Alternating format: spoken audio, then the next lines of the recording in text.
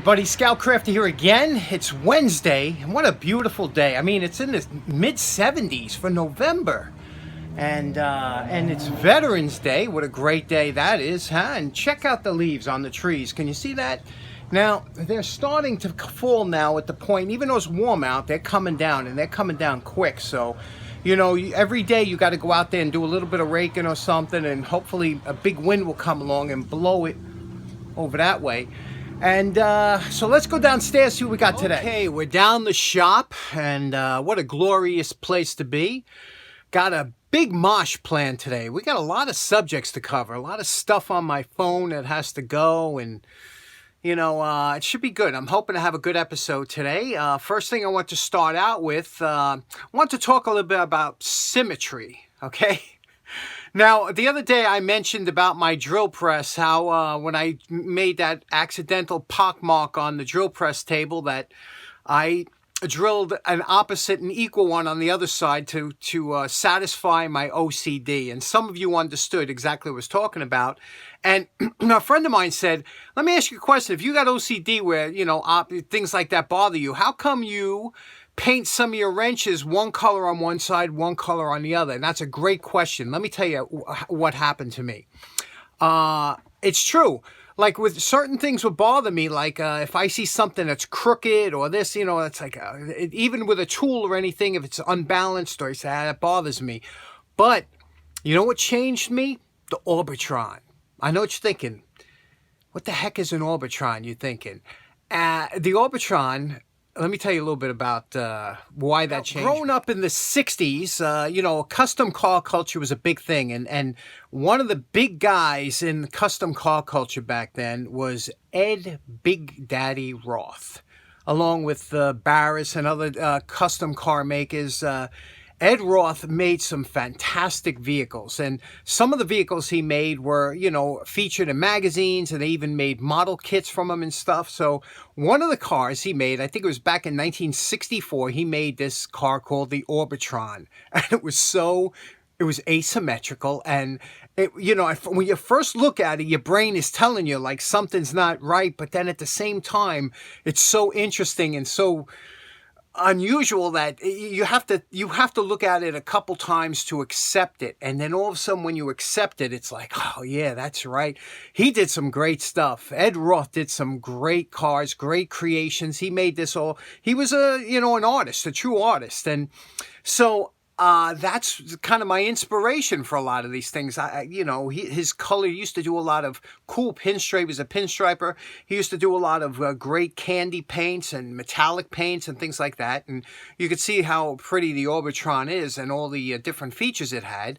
It has an interesting history, too, because he sold it years back for like $750 to some guy in Texas, and then it wound up going to Mexico, and then they kind of cut off a few pieces. It was going in a circus or carnival in Mexico until somebody heard that it was down there, and this guy went down to Mexico and saved the car and restored it back to its original glory.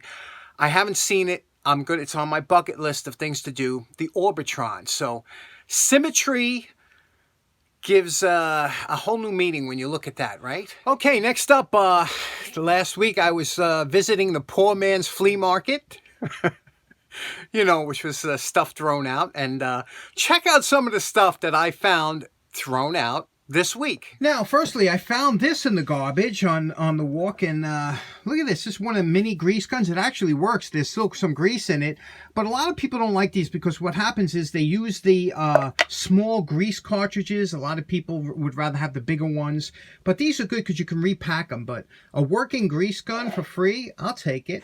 Here we have an awesome bookcase that would be perfect for like steam engines, things like that. And then over here, remember these? God, how many hours did we spend in these? Growing up, these are the old school desk. But look at these. These were like pristine in the garbage. You know, usually the tops had all writing on it. Look how perfect these were. That was a good find. I left them.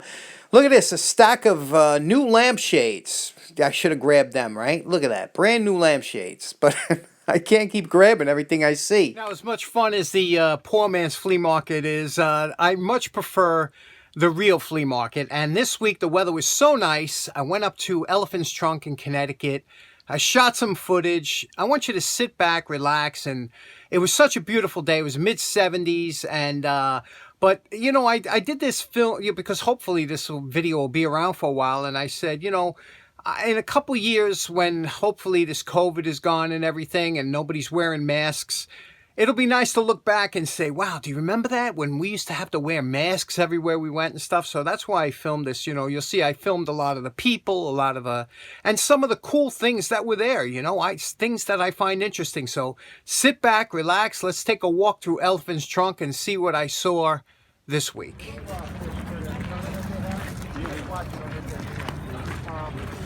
And I went out one year, I was so bad with my buddy's boat, and I never get seasick, I'm always on the boat, and we were rocking like this, we were so bad, people were coming in, and then all of a sudden I would get seasick, and I said to him, Gino, I said, I need $100 to get me insured. He goes, get out of here, you don't get it. I said, I'm not kidding you.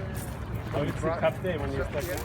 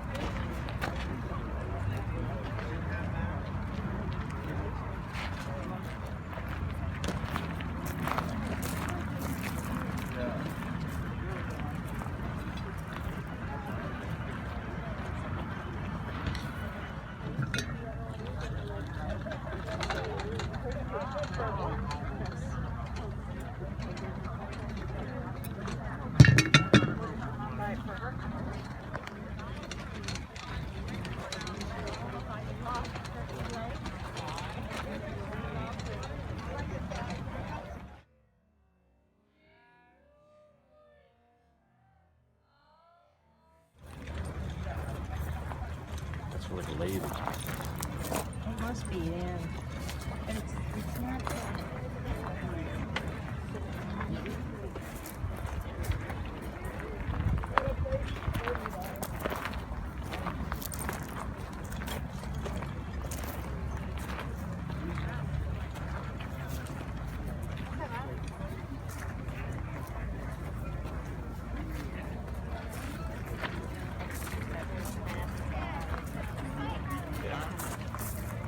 You got good eyes.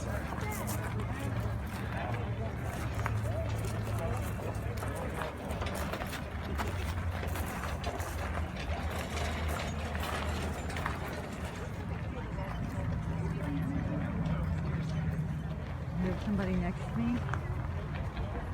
Everything that he's done was half price. Most of the companies from the water. Good job with you.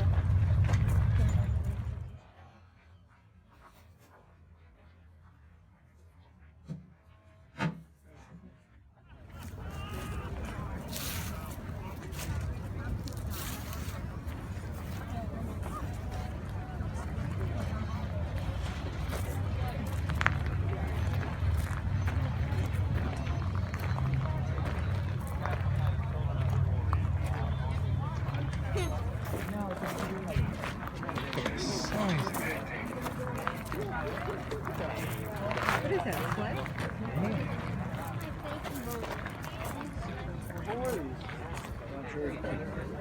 I'm waving. Over there. We wanted to swing in there. These guys are just so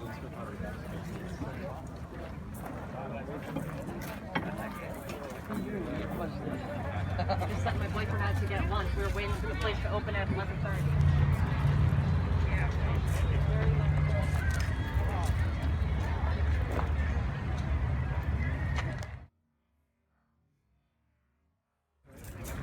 Clippers are getting pumpified.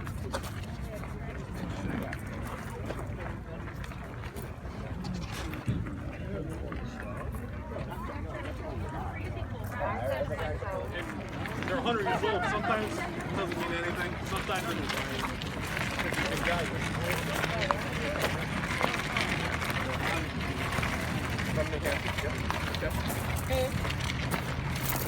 Yeah, I saw a painting here. It's this big. Sold for $120,000 here. They sold it. They talked about it for a couple weeks. back and forth. They knew the famous artist though, but it was only about.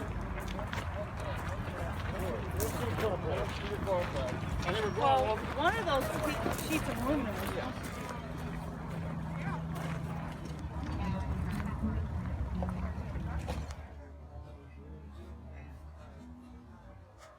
Okay, so I was really good. I didn't buy a lot of stuff. In fact, I only bought 4 items. Let's check out what I picked up this week at Elephant's Trunk. Okay, the first item or items that I bought were these beautiful candle holders. And I bought these from my girlfriend's mother because I've been buying her this red and clear glass, antique, all kinds of dishes, things like that. You know, they were popular in the 50s and 60s. She loves them. I always did. Look at these. Aren't they beautiful? And I'll tell you something. I am super clumsy with anything fragile. So I'm got to be real careful because I have the dropsies when it comes to fragile stuff. But these were beautiful. And I saw these right at the table. We both did, my girlfriend and I. I said, wow, you know, how much you want for them? And the guy says $3.50 each, $3.50 each. You know, of course, they're in a set. And I was like, wow, $7. I couldn't get the money out of my pocket fast enough. Aren't these beautiful? And that's the first item I got. Second item I got was a $2 Proto. Proto made good tools. They were based out of Los Angeles. Proto ball peen hammer, smaller one. And it's funny because when I checked it, I gave it a good tug, and the handle, the head was tight as can be. Sure enough, as soon as I get home, it's a little bit, you know, it's movable. So that's the problem with wood. You know, wood and metal, they always contract and expand differently. But I like the handle because it had like I guess it's an octagon handle.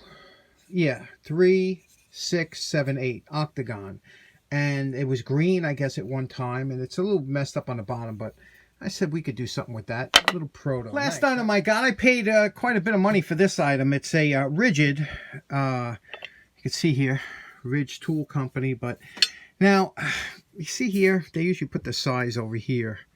It says number 17. This is about 17 inches, so I don't know if they did make, but it's one of the the non-tooth jaws. The hydraulic guys love these because they don't mar the pipe and whatnot. But a nice wrench, and I paid, like I said, a lot of money for this. I paid $13 for that, which is, you know, a lot of money at a flea market, but it's just, they're such good wrenches. I want to do this one, and I like that design. Hard to find. So I was good, right? I only bought those 2 tools and 1 set of candlesticks or whatever, candlestick holders, and I had a really good time. You know, the trees are changing to a really unusual bright color this year. I don't know. I've never seen them get so.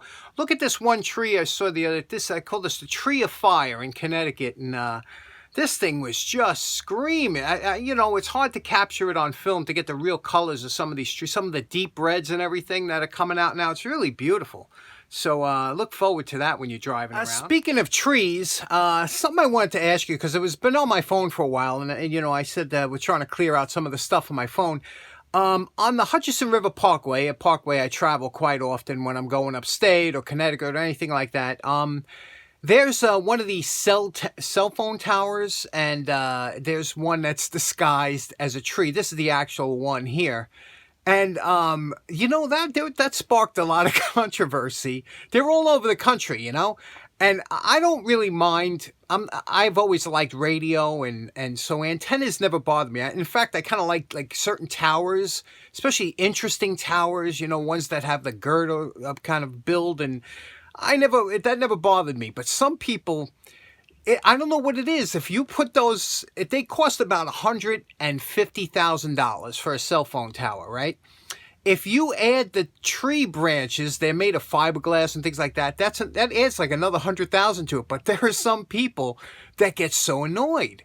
Do you know what I'm talking about? Like, there are some people that it freaks them out when you put branches on a cell phone tower to make it blend in more with the surrounding area. I found that interesting, you know? Do you have any experience with that in your area? Because there are some cell phone towers that, you know, that actually look like trees. There are some that they make somewhat of an attempt, and there's some that don't look anything like it. But What do you think about that? Are you totally against the look of a cell phone tower? I mean, it's now we kind of live with it. Who can be without a phone today, right? I mean, it's not like something you could do without. We need it. But do the cell phone towers bother you, or do the tree branches when they put them fake ones on there? Does that piss you off? Let me know in the comments. Last up, I told you it's going to be a crazy mosh all over the place, right? When I was a kid, photography. I always loved photography. And you ever take a good, these phones, the phones are unbelievable. They killed the camera industry. They're so good. The cameras on these phones are unbelievable. Let me show you a picture I took, because we were talking about girder structures I like. Check out this picture I took. This is the, I'm not going to say it. I'm not going to say what it's called now, the bridge, but the actual bridge is the Tappan Zee Bridge. And I'm not going to say what it's called now because it's named after something it shouldn't be named after. But it was the Tappan Zee Bridge, the new one, versus the old one. And before they could rip down the old, they put up the new one, then they were ripping down the old one. So the old one's gone now, so it's completely finished. What do you think? Which one do you like better? Do you like the old bridge or the new bridge? Gotta tell you, I kind of like the old bridge better, but I don't know, the modern stuff, maybe it's got to grow on you. I don't know, it doesn't do anything for me yet. Anyway, thanks so much for tuning in. Hope you have a great day. Take care now. Bye-bye.